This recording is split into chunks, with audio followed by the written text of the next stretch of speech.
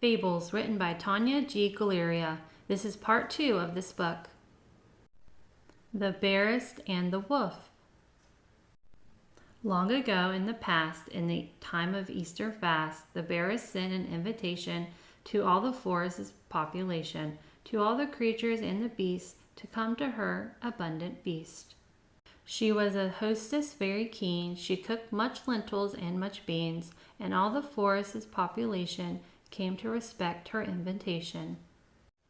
Only the wolf was not satisfied, and his disapproval he did not hide. He took a rabbit from his sack and said, "I want another snack." And who is wrong and who is right? Since then he stays off from her sight. If you are a guest, give your pride some rest. The Wolf and the Fox. Once the wolf was very sick. He needed meat of ox. To kill an ox he was too weak, and sent his fellow fox. The fox tried all his cunning art to bring his friend the ox's meat. Nevertheless, the fox was smart. He couldn't reach his goal a bit. If you want your job is done well and for real, you should always run for your own deals. The Peasant and the Bear. Long ago in Forest Inn, a peasant and a bearist were friends. They shared all troubles and all good, and their friendship was all truth. But once the bearist was very polite and decided her friend to invite to come to her abundant feast where man would celebrate with beast. There was a lot of food and wine. The human ate and drunk as swine. For her the hosting was a pleasure. The bearist was as friend real treasure. And on the other day the bearist asked the peasant if something in her home was too unpleasant. The peasant said he didn't want to make her sad, but something in her home smelt very bad. The bearist took a knife and hurt her paw. Some weeks and months went ago.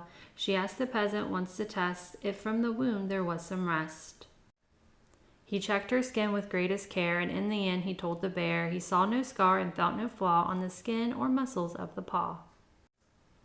No wound leaves such a painful trace as words which lack respect and grace.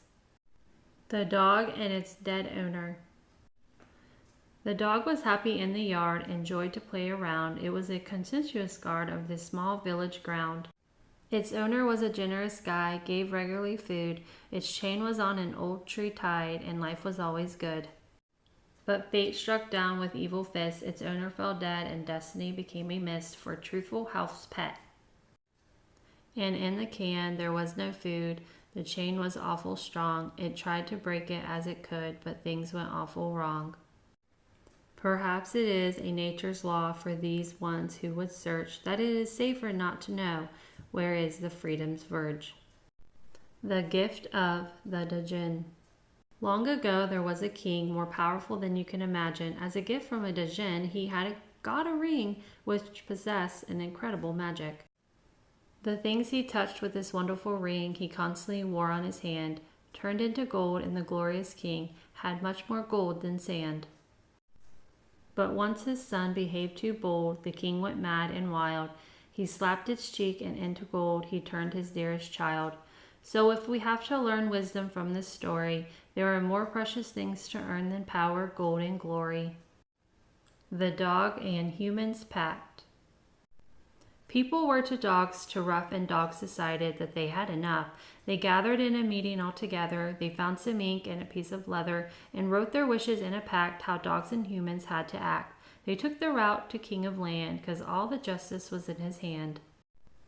There was a river they should cross. They gave their letter to their boss. They crossed the river, but it was fact. He ate the dogs and humans pact.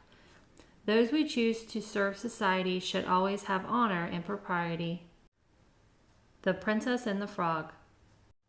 Once a princess was lost in a fog. She cried for help, but all in vain.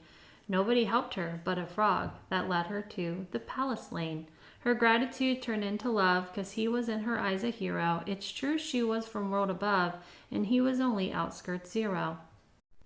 But destiny expressed its might, created national sensation. Against all rules they had to fight with such unusual relation. Their wedding was a great event. They kissed their love to stamp, and all their life they spent in the romantic swamp. If it is love you share, it doesn't matter where. The end.